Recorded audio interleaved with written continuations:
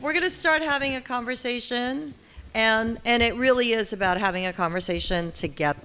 So, so I'm going to give everyone 1 minute to introduce yourself. People, what do you want to know about them?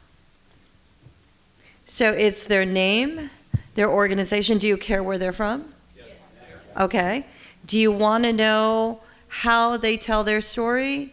Not all the things that you do, but maybe, like I do social media, I've written a book, something like that. So how do you tell your story? Just very short. Okay. We start at the end with Sharad.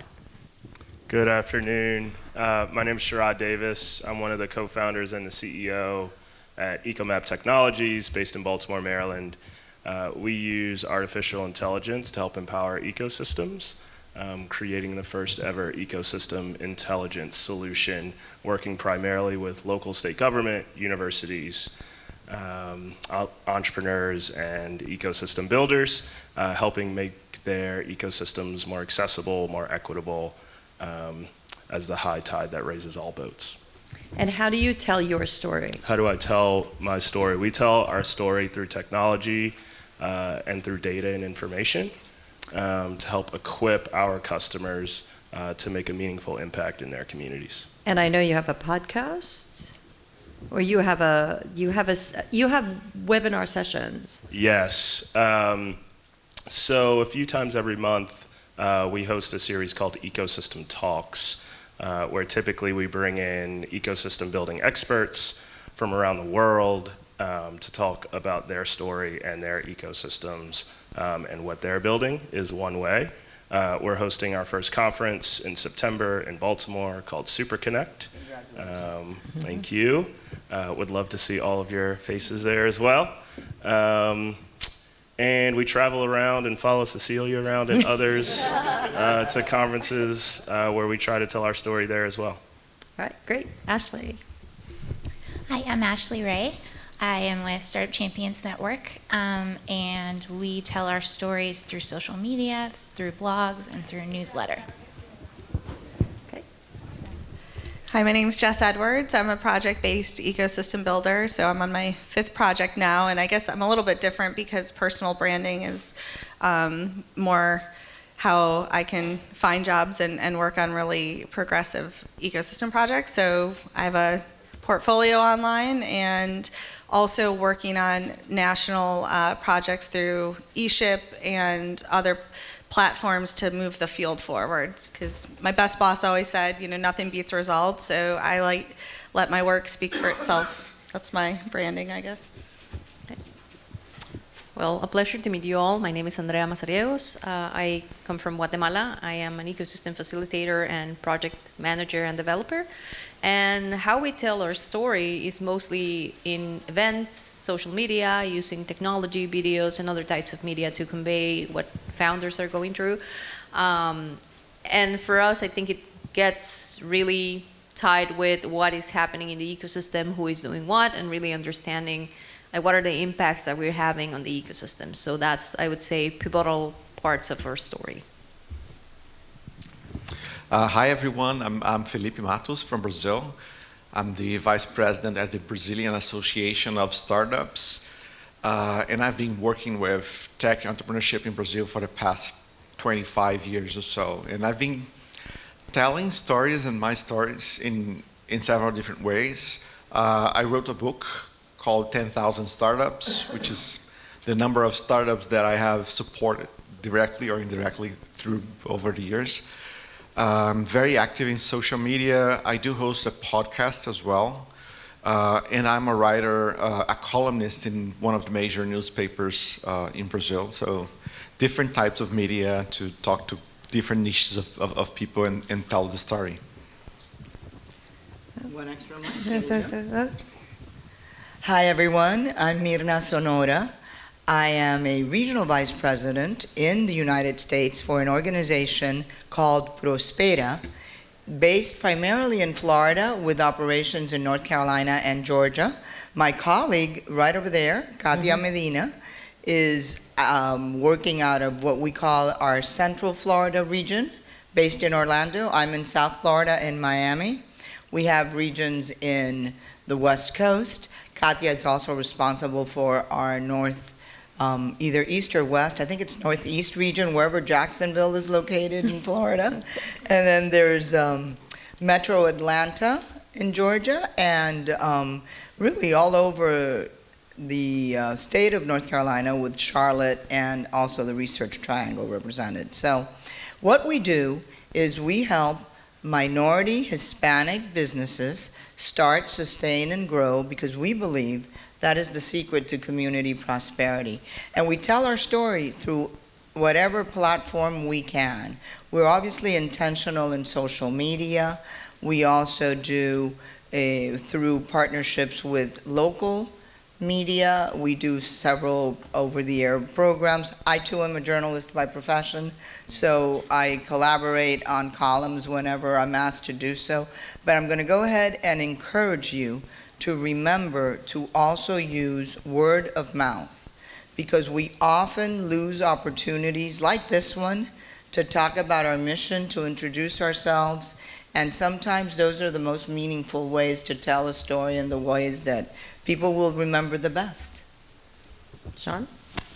Thank you very much. My name is Sean Richards. I'm Gen Ambassador for Canada. I'm also an assistant teaching prof at the University of New Brunswick in Canada. I'm a 5-time entrepreneurial startup founder.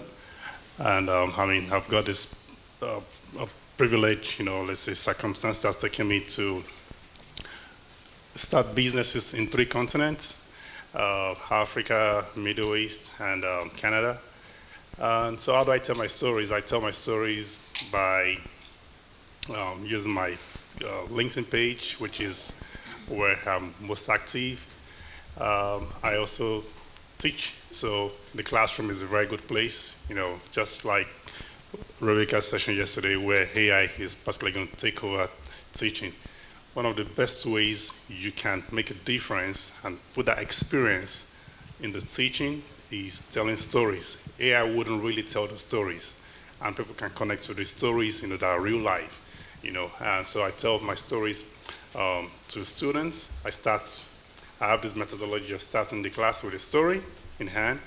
I just try to be innovative about all the experiences I've got, and then end as well with a story. So just the sandwich method. I also published 2 books, so which another way I tell my stories, and I also started a YouTube video recently, the Impact-Driven Entrepreneur, where I interview entrepreneurs around the world, leveraging on my travels, and these are the ways I tell my stories, and I hope those can also inspire other people. So I caught Sean earlier today interviewing somebody. So he's here with his phone recording somebody. For those of you who I have not met yet, my name is Cecilia Wessinger. I'm the Director of Global Community. And as you can see from this panel, this is not the optimal number of people to have in a 1-hour session on a panel. I will tell you that. But the honor and privilege that I have is I get to see all of the people that are coming to the conference, and then I grab them and say, wow, you'd be really good for the session. Hey, what are you doing at 1 o'clock? Which is how a lot of these people got recruited. The goal of this session is to help take some of these experiences and share them with you. So hopefully it helps you tell your story. Because I will always say storytelling touches hearts and minds. That's how you're going to connect with people. That's how you're going to engage an audience. That's how people are going to know about your work. But also, and we have a couple of people here who are very good at it, it's the metrics and data that's going to open up checkbooks and wallets. I want you to be able to incorporate those things, because if your story, if your work doesn't impact something, who's going to support you? And then whatever you're doing in your ecosystem building, entrepreneur support work becomes a hobby and not a profession. So we want to make sure that you leave here with some tips and some practices and things like that. So you have a lot of experience here. I also know from looking out in the room, there's a lot of experience out there too. Okay. One of the lessons that I was taught about articulating your work, and this is where I'm going to have each of you, whatever order, chime in about just something quick that you can remember, right? As you start telling your story, there are two things that I learned.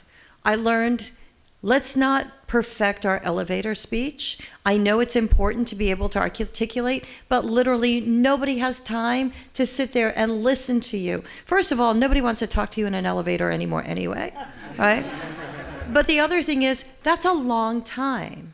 And you can't necessarily hold people's attention for a long time. So I learned a lot about a wow statement. And a wow statement is 2 to 3 sentences. Now, if you're ever part of 1 Million Cups in the United States, you will know there's a video the Kauffman Foundation put out. It's about a 10-minute video. You can Google wow statement, and it will tell you some of the ways that you can articulate what a wow statement is. And so that's 2 or 3 sentences. Like if you meet somebody at a networking event, at a cocktail party, you want to tell them just enough to be interesting. So I'm going to weigh in right there. Okay, absolutely. Because I think there's a couple of things. That's a wonderful, wonderful piece of advice. And there's 3 sort of essentials to a wow statement. You always want to tell people what you do and how that impacts you, your organization, and your community. So for us, our mission statement is very much a wow statement. It is, we at Prospera help start, sustain, and grow small Latino businesses to achieve community prosperity. That is probably a long run-in sentence, but it is enough to make sure that we check those 3 boxes. Always tell someone what you do, how it's meaningful and impactful for you, and how it impacts your community. And when we were talking about metrics earlier, that is such a critical piece to what we all need in able to sustain our missions, which is fundraising. Funders want to be able to understand their ROI, their return on investment, and you have to be able to supply that for them. And gone are the days when butts and seats was all that a funder was looking for. Now they want to understand how what you say you do, you do. So as you're telling your stories, make sure that you are bringing up examples of folks that you're working with. For example, Cecilia just did a wonderful job of saying, I saw you across the room, I know there's experience, that's how these people were hand-selected. That was all technique. It was wonderful, but it was very spontaneous and very well done. I encourage you to use these opportunities and to not, because I'm a big believer in technology. It amplifies what we're doing, but it should amplify what we're doing. It shouldn't be the reason that we do what we do. So make sure that you're still honing those skills, because if you tell a good story and you use technology to amplify it, then the world is yours. If it's not the best story and it's not about the journey, which is often more important than what the ultimate success story is, because I'm a big believer in not only telling successful stories. I use a lot of stories of people we've worked with that have failed, because it helps me explain why they failed and what we need to course correct. So, if your story is well crafted, and then you get it on social media on the variety of platforms that we all have access to, then I think, you own the conversation. So I love what she talked about humanizing it and a relatable experience, right? Because people want to feel something, and so I'm going to point out to Jess. Jess was part of a team of ecosystem builders. When she talked about eShip, it was an initiative that the Kauffman Foundation put together to help support ecosystem building. And it happened between 2017 to 2020. And during that time, there are 7 eShip goals. These are the pillars about ecosystem building. You can look them up. It's like the UN Sustainable. So here's how it's relatable. E-ship goals are 7 pillars in a framework of how to influence and support and help ecosystems become inclusive, equitable, and flourish. Now, you mirrored what we did was we mirrored the UN Sustainable Goals, right? So people know the UN SDGs. There's 17 goals or the world will implode. Now you take something that's similar so that people have a frame of reference and relatable. There are 7 E-ship goals, but we put in an 8th element because storytelling isn't a separate goal. It's actually something that infuses within all those goals. So when we talk about metrics, we talk about case studies. When we talk about universal support, like how do you get other people engaged? That's like a public service announcement. So it's part of all the goals. Jess was part of a group that met regularly and talked about storytelling. And talking about humanizing that connection, they came up with a campaign called Unsung Heroes. So Jess, will you share a little bit about Unsung Heroes? Sure. So thank you, Cecilia. So as Cecilia mentioned, nationally we were getting to these E-ship convenings and there was a lot of momentum. How do we move this profession forward, and how do we create credibility, because we're all doing really important work. And so when we got into working groups, one idea was pitching that similar to this old campaign in the US called Unsung Heroes, which highlighted nurses and firemen and policemen.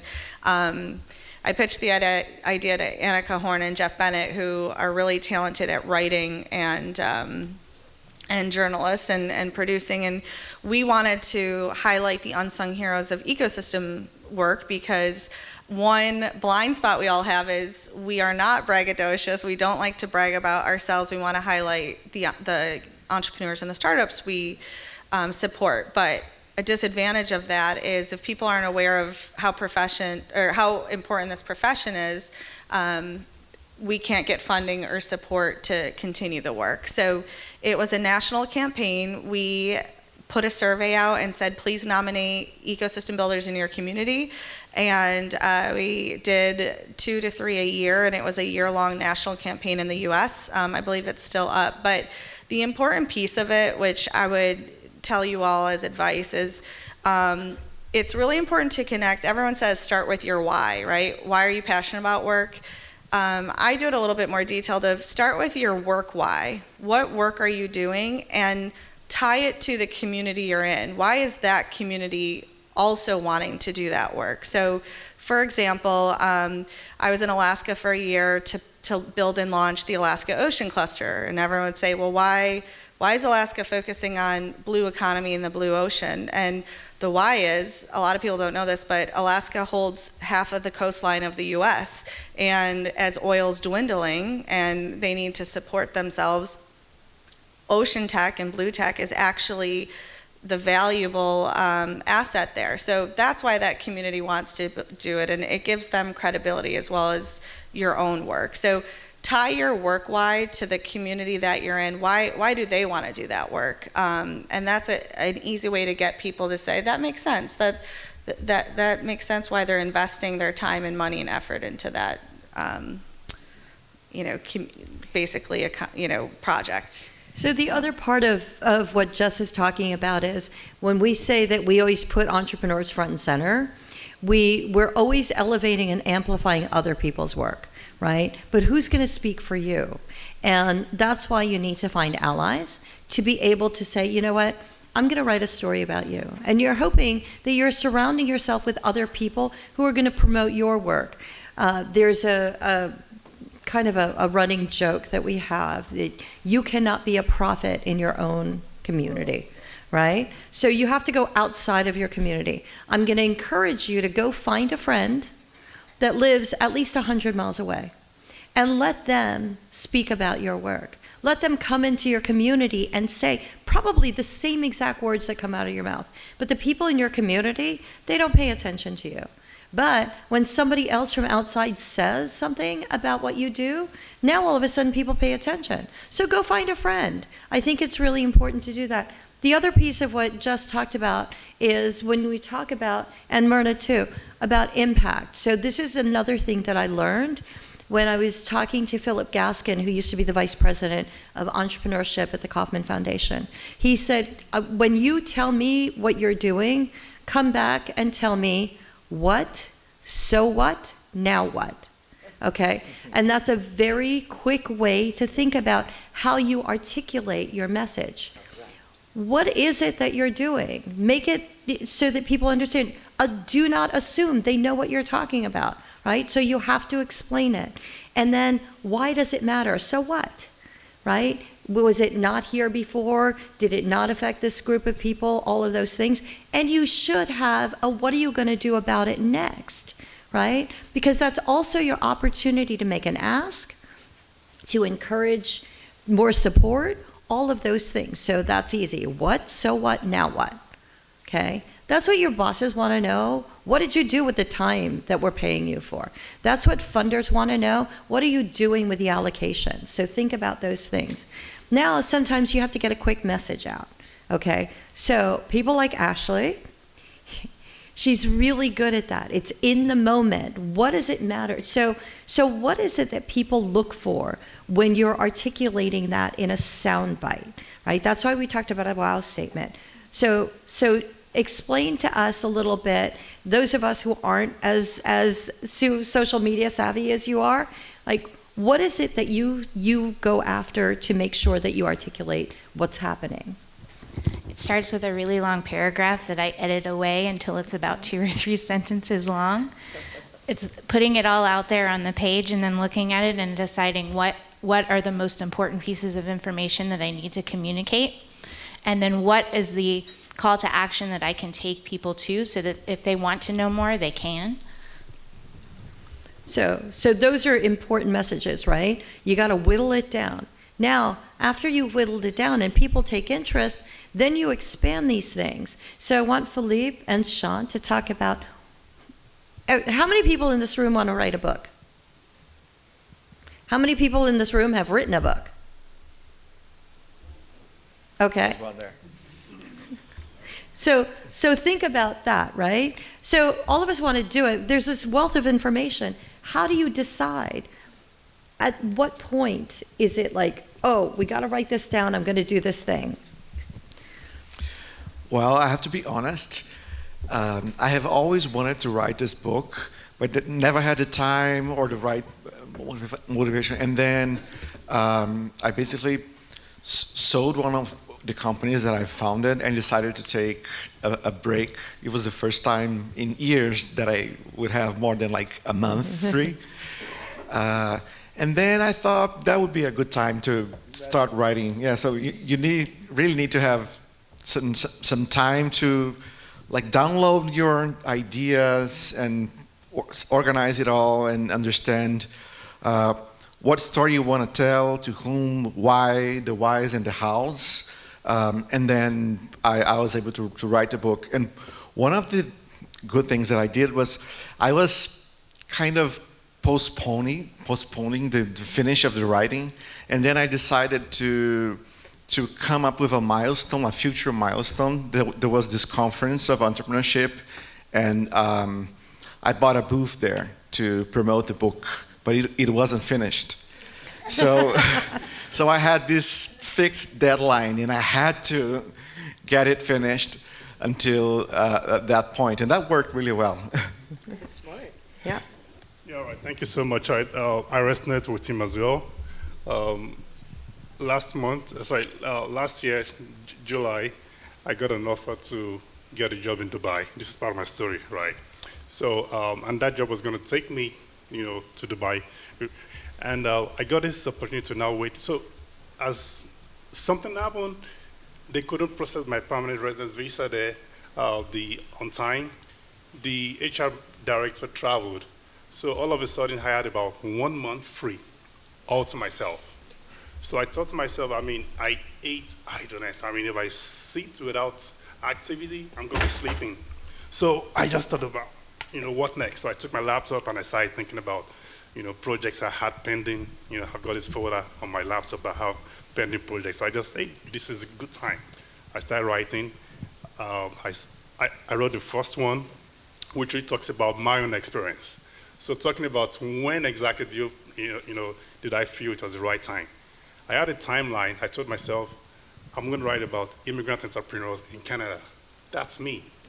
I moved to Canada in 2018, started my journey as an entrepreneur in Canada in 2019, and then with impact, revenue, and influence, a couple of awards, recognitions came.